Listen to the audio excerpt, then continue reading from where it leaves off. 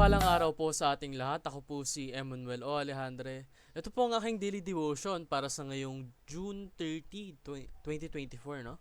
And ngayong linggo, we are going to tackle the theme of this week for the last time, which is forgiveness, the power of forgiveness.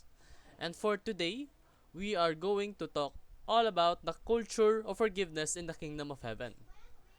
And we will show this by reading the passage of Matthew chapter 18 verses 23 to 35. So mahaba-haba po itong passage na to. So bago ko po simulan ng aking daily devotion, gusto ko po munang basahin ang kabuuan ng verse na nilalahad sa atin ngayong araw, no? At ang talinhaga ng lingkod na hindi nagpatawad. Yun yung title.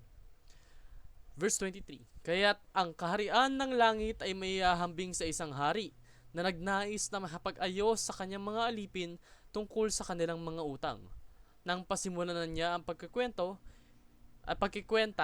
iniharap sa kanya ang isang nagkakautang sa kanya ng 10,000 talento. Para po sa context nating lahat, yung 10,000 talento, napakalaking halaga po nitong salapi na ito sa kapanahunan nila. It's very substantial amount. Hindi po biro, napakalaki ng halaga ng 10,000 talento nito, no? Isang talento nga lamang is very substantial na, very valuable na sa time nila. Paano pa kaya yung 10,000 talento, hindi ba? Palibhasa, wala siyang maibayad. Ipinag-utos ng Panginoon niya na siya ipagbili, pati ang kanyang asawa at mga anak, at ang lahat ng kanyang ari-arian upang sila'y makabayad.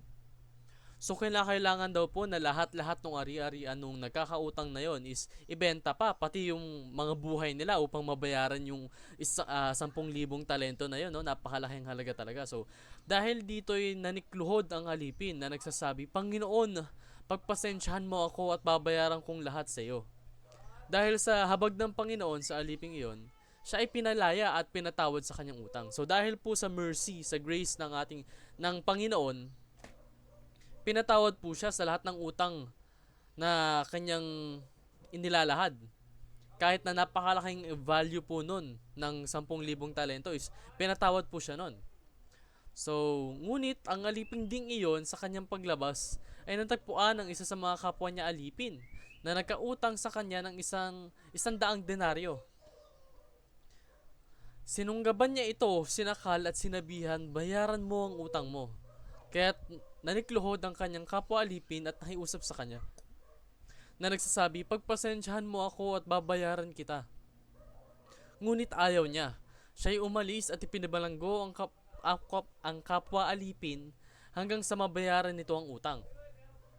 So, the same thing happened na kung saan yung pinatawad ng Panginoon sa kanyang utang ay hindi nagpatawad sa umutang din sa kanya. So he did not reciprocate, no? Kung ano man yung natanggap niya mula sa ating Panginoon, he did not do it himself, no? So nang makita ng mga kapwa alipin ang nangyari, sila ay labis na nabahala. Umalis sila at sinubong sa kanilang Panginoon ang lahat ng nangyari. So sinabi daw po yung naging situation sa Panginoon, and ito po yung naging response. Kaya't ipinatawag siya ng kanyang Panginoon at sinabi sa kanya, ikaw na masamang alipin, ipinatawad ko sa iyo lahat ng utang na iyon sapagkat nakiusap ka sa akin. Hindi ba dapat kang nahabag sa iyong kapwa alipin kung paanong nahabag ako sa iyo? At sa galit ng kanyang Panginoon, ibinigay siya sa mga tagapagparusa hanggang sa magbayad siya sa lahat ng kanyang utang. Gayon din naman ang gagawin sa bawat isa sa inyo ng aking Ama na nasa langit kung hindi nyo taos pusong papatawarin ang inyong mga kapatid. So, ang nangyari po dito is, meron daw pong nagkaroon ng malaking utang sa ating Panginoon.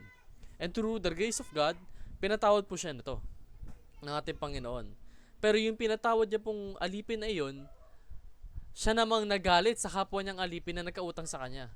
So, kung ano yung grace na ipinahita sa kanya ng Panginoon, binaliwala niya yon. He did not learn from that. And ginawa niya pang bilanggo yung alipin na nagkautang sa kanya. Dahil lang sa utang nito na 100 denaryo. which is incomparable sa utang niya na 10,000 talento, no? So marami po tayong matututunan sa passage na nabasa, no? Unang-una, we have an obligation to forgive. Yung obligation po kasi yun, yung root na yun is yung reason na lahat tayo pinatawad ng ating Panginoon sa ating mga kasalanan. No matter how many, no matter how frequent we sin, no matter how the severity of our sin is, pinatawad niya tayo. Lahat tayo.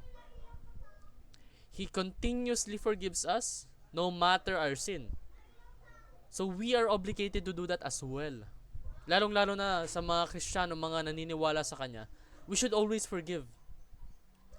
For it is considered in the Bible. Nakasaad po sa Biblia na kinakailangan natin mag-forgive ng ating kapwa. Pangalawa po, pride can be a hindrance to forgiveness. Kasi po, yung pride natin, yan po yung nagpipigil sa atin upang makaunawa sa mga tao. Minsan iniisip natin na mas nakakataas tayo sa isang nilalang. Therefore, meron tayong tendency na babaan yung tingin natin sa kanila. And kapag mababa yung tingin natin sa isang nilalang, we do not respect them. What more so kung nagkaroon sila ng kasalanan sa atin? We will not forgive them because we are prideful. And that is bad. We should not do that, no? Pangatlo po, failure to forgive has serious consequences. Unang-una, paano mo i-expect na ma-forgive ka ng ibang tao kung ikaw mismo hindi mo kayang mag-forgive?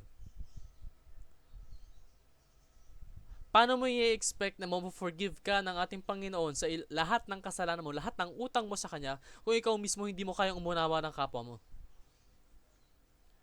Isa pa, when we don't forgive, we also suffer. Nandyan lang yan sa utak natin, sa isip natin na yung negative intentions, negative emotions, nandyan lang yun kasi we do not forgive. We chose to bottle up this anger, yung resentment tungkol sa isang tao na kung saan imbis na mag-focus tayo sa growth natin, nagfo-focus tayo sa demise ng iba. That is bad, no? Ngayon, paano nga ba tayo magiging continuous forgiver, no? Una-una, let us fulfill our moral obligation to God. Let us acknowledge na meron tayong kinakailangan gawin dahil ang ating God ay nagpatawad sa atin. So we should do the same. Pangalawa, let us humble ourselves before God. Huwag tayong magmataas. Yung Panginoon nga, kaya tayong patawarin sa kahit anong kasalanan ginagawa natin. Paano pa tayo? We should do much more kasi Panginoon na natin yun eh. He has shown us the right way. We should follow. We should not be thinking that we are above God. We should humble ourselves and let us follow Him. Mas mataas ka ba sa Panginoon na hindi mo kaya magpatawad? Diba?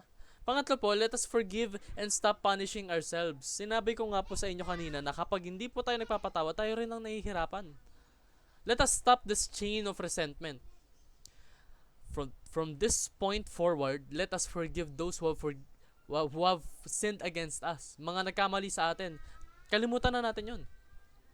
In that way, we will free ourselves of this endless cycle of being angry to one another.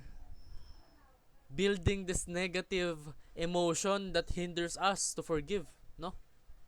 In that way, we will give glory to our God. So, yun nga, muli ako si Emmanuel O. Alejandre. Ito po ang aking daily devotion para sa ngayong June 30, 2024. Maraming salamat po, pagpalain tayong lahat and give glory to our God.